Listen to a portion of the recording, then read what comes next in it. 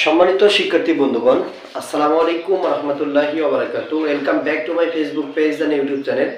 আশা করি আপনারা সকলে ভালো আছেন। আলহামদুলিল্লাহ আমিও ভালো আছি। আজকে আমরা অনেক গুরুত্বপূর্ণ একটি ক্লাস নিতে যাচ্ছি।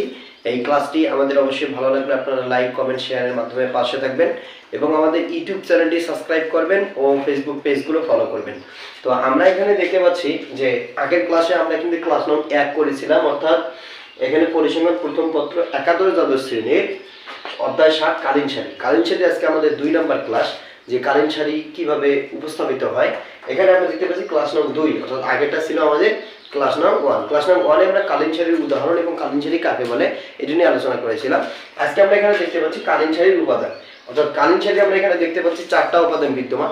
এই 4টা উপাদানের উপর ভিত্তি করে কালীন সারিগুলো প্রতিষ্ঠিত হয়ে থাকে। তাহলে আমরা এখানে দেখতে পাচ্ছি যে ক নাম্বার সাধারণ ধারা বা দীর্ঘমেয়াদী ধারা। এই সাধারণ ধারা বা দীর্ঘমেয়াদী ধারার ক্ষেত্রে কালীন সারিগুলো অনেকভাবে বিস্তারিত হয়ে থাকে। আমরা ধীরে ধীরে এগুলোর বর্ণনা নিয়ে আলোচনা করব।